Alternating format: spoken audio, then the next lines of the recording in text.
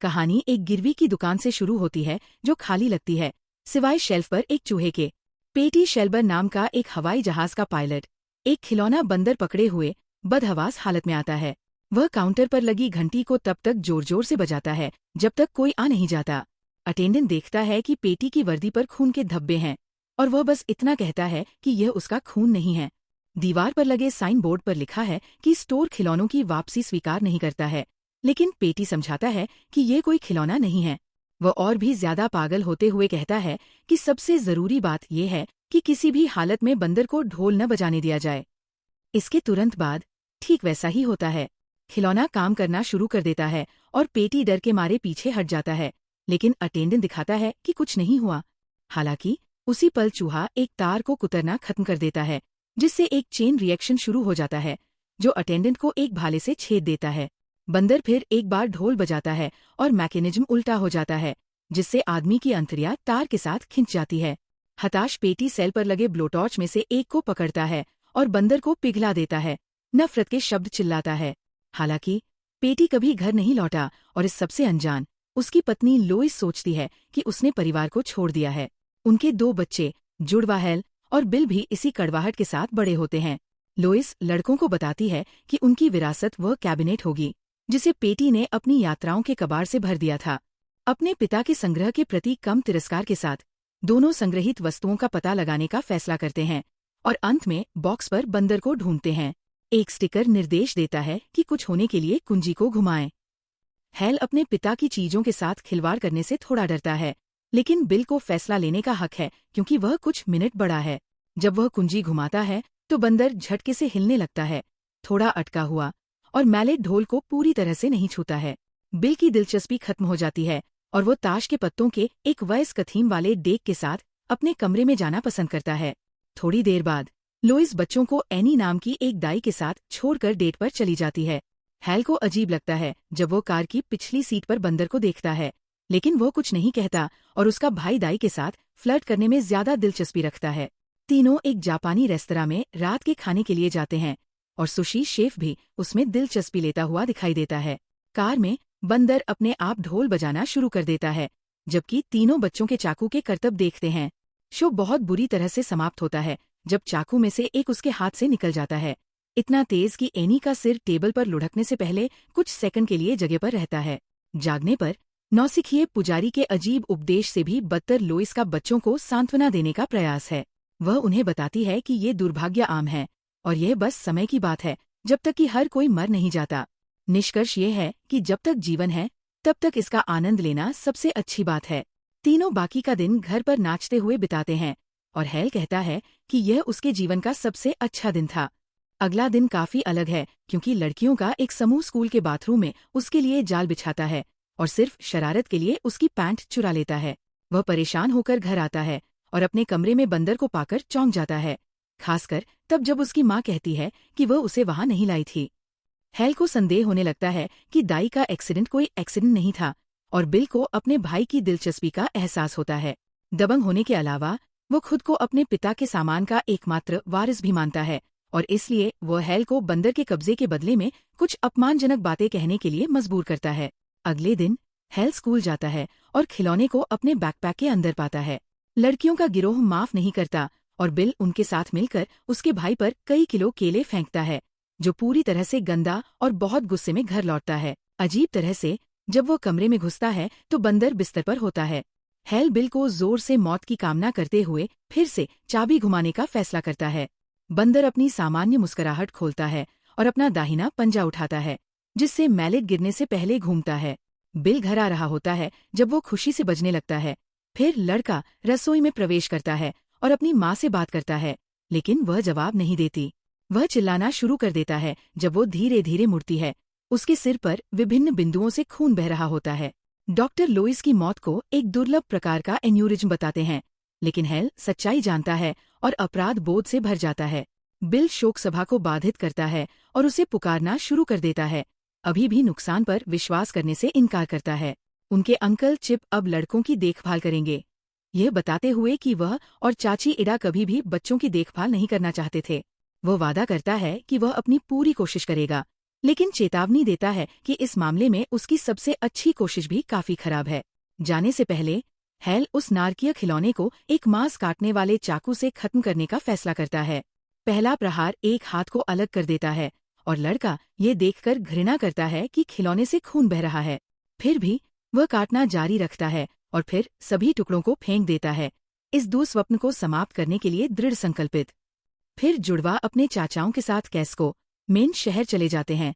Bill अभी भी त्रासदी से बहुत हिल गया है और अपनी जैकेट उतारने से इनकार करता है, ये कहते हुए कि अगर जल्द ही कोई और अंतिम संस्कार होता है तो वह इसे फिर से नहीं पहनना चाहता। नई घर में पहली रातों में से एक पर वह पोर्च पर एक टिमटिमाती रोशनी देखता है और खिड़की के पास जाकर जांच करता है। बाहर चमकती हुई आंखों की एक जोड़ी देखने का आभास होता है। छवि गायब हो जाती है, लेकिन जब वो लौटता है तो बंदर लिविंग रूम के बीच में होता है। हैल को अपने भाई के साथ अपने संदेहों को साझा करने के लिए मजबूर किया जाता है और यह भी बताता है कि उसने बंदर से कैसे छुटकारा पाया, लेकिन ये उल्लेख नहीं करता है कि उसने लोइस की मृत्यु के दिन चाबी घुमाई थी। उस आखिरी विवरण के बिना बिल खतरे की सीमा को नहीं समझता है और अपने भाई के सिद्धांतों का परीक्षण करने के लिए फिर से चाबी घुमाने पर जोर देता है। परिणाम वास्तव में एक और अंतिम संस्कार होता है, क्योंकि अंकल चिप एक कैंपिंग क्षेत्र में स्लीपिंग बैग में सोते समय 67 घोड़ों द्वारा रौंद दिए जाते हैं। ये दोनों भाइयों को अच्छे के लिए मना लेता है और ये जानते हुए कि बंदर अविनाशी है, वे उसे एक कुएं में फेंकने का फैसला करते हैं ताकि किसी और को चोट न पहुंचे। योजना सही नहीं है, लेकिन 25 वर्षों तक काम करती है। उस सारे समय को अपने शिकार और मछली पकड़ने के शौक में बिताने के बाद चाची एडा एक दिन धीरे धीरे बजने वाली सर्कस की धुन पर जागती है।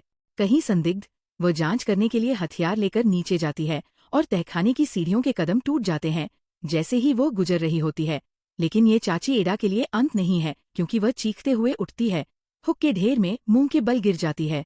एक एक करके उन्हें बाहर निकालने के बाद उसे कुछ जलने की गंध आने लगती है और वह अपनी नाक को स्टोव के मुंह में से एक के पास लाती है, जो अचानक अपने आप ही जल उठता है। उसका चेहरा आग का गोला बन जाता है और वह तब तक बाहर भागती है जब तक कि वह बिक्री के लिए साइन से टकरा नहीं जाती। इस बीच हैल एक अकेला और खाली जीवन जी रहा है। बंदर का आघात उसे लोगों के करीब आने से रोकता है, इस डर से कि उनमें से कोई भी मुर्दा घर में समाप्त हो जाएगा। उसने खुद को अपने भाई से भी दूर कर लिया और कहता है कि उसे उसकी ज्यादा याद नहीं आती। हालांकि ऐसा होता है कि हैल का एक बेटा है जिसे वो साल में केवल एक बार देखता है। उसका नाम पेटी है, उस दादा के नाम पर जिससे वो कभी नहीं मिला। उसकी माँ की शादी प्रसिद्ध टेड हैममन से हुई है, जो एक पेरेंटिंग गुरु है जिनकी किताबें घर पर भी प्रदर्शित होती है। वह उसे ये सूचित करने का अवसर लेती है कि टेड उसे कानूनी रूप से गोद लेने का इरादा रखता है और उसके बाद ये मुलाकातें अब आवश्यक नहीं होंगी। हैल विरोध करना शुरू कर देता है, लेकिन टेड केवल अपनी पुस्तकों की ओर इशारा करता है। यह दर्शाता है कि उसके साथ बहस करना व्यर्थ होगा।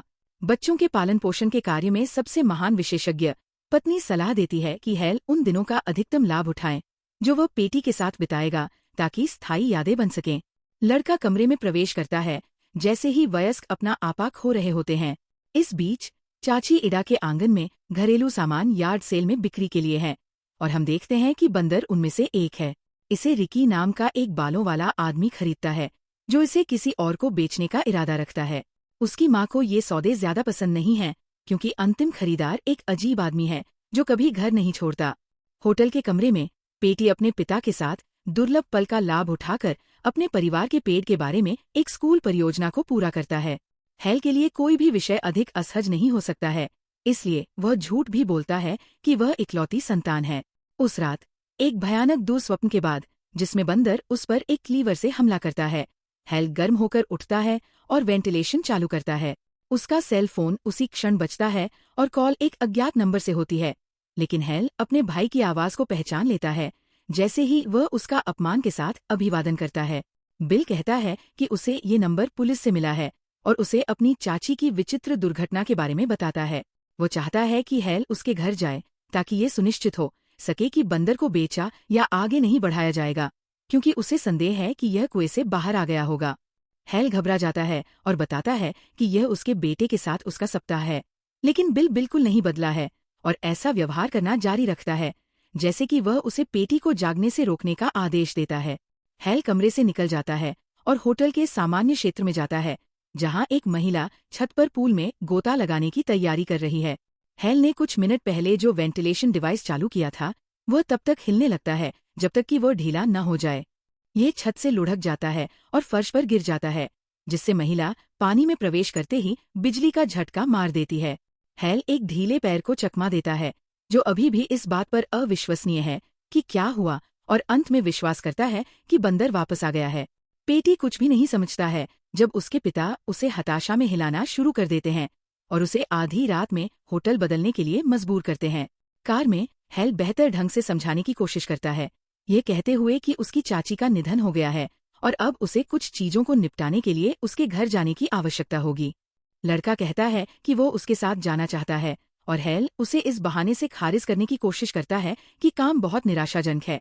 लेकिन फिर पेटी कहता है कि वो जानता है कि उसे उसके सौतेले पिता द्वारा गोद लिया जाएगा और यह हेल के साथ उसकी आखिरी यात्रा हो सकती है, इसलिए यह अच्छा होगा कि वे जितना संभव हो उतना साथ रहें।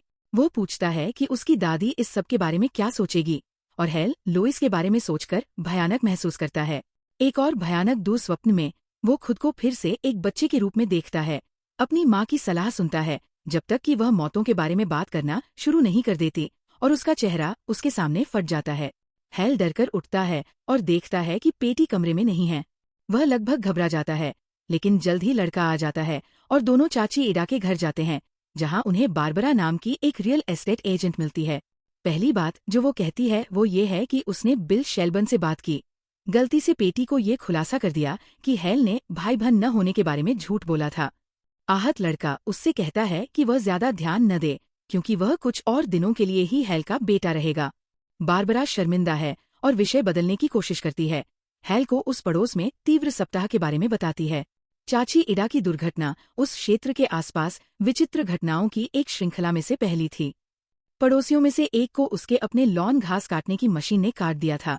एक गोल्फर को एक सांप ने काट लिया था जो एक छेद से निकला था, और तब से कैस्को के कम से कम एक निवासी की हर दिन एक भयानक तरीके से मौत हो गई है। हेल इन विवरणों से तेजी से चिंतित हो जाता है, जबकि पेटी दोनों से अलग हो जाता है और घर के चारों ओर घूमना शुरू कर देता है। यह पता चलता है कि सब कुछ के ऊपर बिल और हेल जुड़वा हैं। घर का एक हिस्सा जांचने के लिए बचा है और बारबरा सही चाबी खोजने के लिए टटोलती है। वो आखिरी चाबी की जांच कर रही होती है जब हेल को उस कमरे के बारे में एक बुरा एहसास होता है, लेकिन वो समय पर समझा नहीं पाता है। जैसे ही दरवाजा खुलता है, अंदर से एक बंदूक गिरती है और गलती से गोली चल जाती है, जिससे रियाल्टार घायल हो जाती है। हेल उसकी उंगली पकड़ता है, उसके भाग्य पर व्याकुल हो जाता है।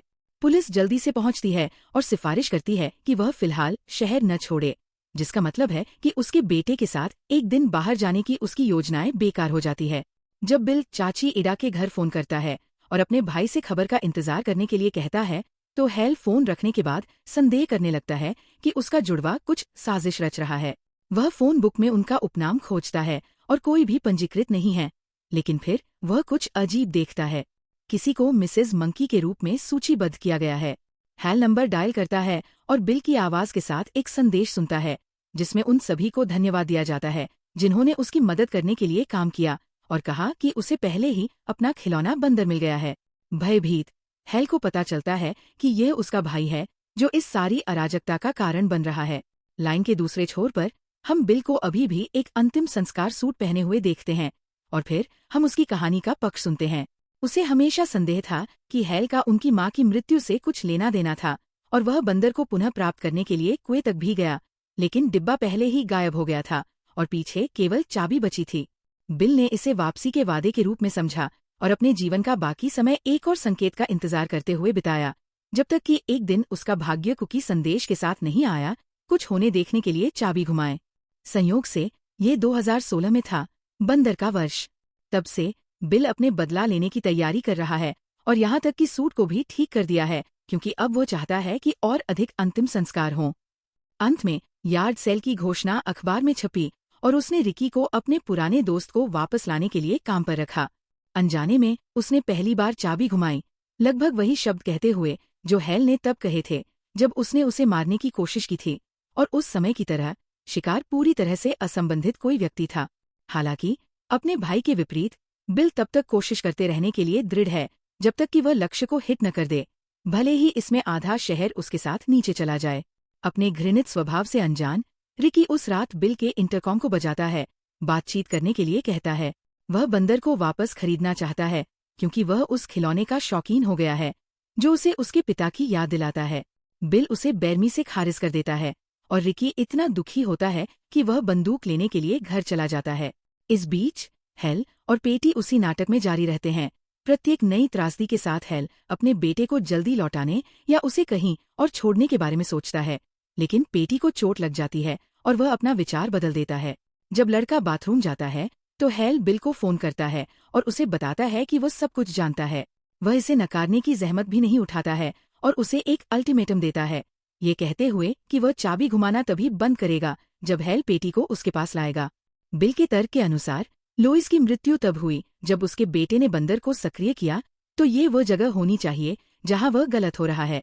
अगर पेटी चाबी घुमाता है तो शायद उसकी योजना आखिरकार काम करेगी और हेल के साथ कुछ भयानक होगा। विचार की भयावता के बावजूद हेल उस शापित खिलौने के छिपे हुए नियमों को भी जानता है। जब बंदर ढोल बजाता है तो केवल वही व्यक्ति सुरक्षित होता है जिसने चाबी घुमाई थी। इसलिए अगर उसने प्रस्ताव स्वीकार कर लिया तो ये पेटी की सुरक्षा सुनिश्चित करने का एक तरीका होगा। जब वो बाथरूम से बाहर निकलता है तो दोनों फिर से बहस करने लगते हैं और फिर कोई दरवाजा खटखटाता है। रिकी अपने पिता की पुलिस वर्दी के हिस्से पहने हुए प्रवेश करता है और हेल पर बंदूक तान देता है। वह दोनों को उसके साथ बिल के घर जाने के लिए मजबूर करता है ताकि पेटी कुत्ते के दरवाजे से गुजर सके और बंदर को चुरा सके। बंदूक के निशाने पर हेल के पास कोई विकल्प नहीं है और वह बस अपने बेटे से कहता है कि वह बंदर के पीछे लगी चाबी को कभी न घुमाए। पेटी समझने लगता है कि ये बंदर उसके पिता के असामाजिक व्यवहार का कारण है और उसे ये हास्यास्पद लगता है। फिर भी स्थिति को न समझते हुए वह कुत्ते के दरवाजे से आसानी से घुसने में कामयाब हो जाता है और लगभग पहले गलियारे में ही एक कुल्हाड़ी से टकरा जाता है। यह उसके मनोरोगी चाचा द्वारा स्थापित कई जालों में से पहला है, लेकिन पेटी उन सभी को चकमा देने के लिए काफी स्मार्ट है। फिर भी वह लगभग एक तनी हुई तार पर फिसल जाता है जिससे एक बॉलिंग बॉल गति में आ जाती है, लेकिन ये उपकरण अचानक रुक जाता है जैसे कि यह खराब हो गया हो। फिर पेटी अपने चाचा को बंदर के लिए बदला लेने वाली कविताएं सुनाते हुए पकड़ लेता है और पूछता है कि क्या वह ठीक है, ये स्वीकार करते हुए कि वह नहीं है। बिल अपने भतीजे से अपने बचपन के खिलौने के साथ उसकी मदद करने और चाबी घुमाने के लिए कहता है।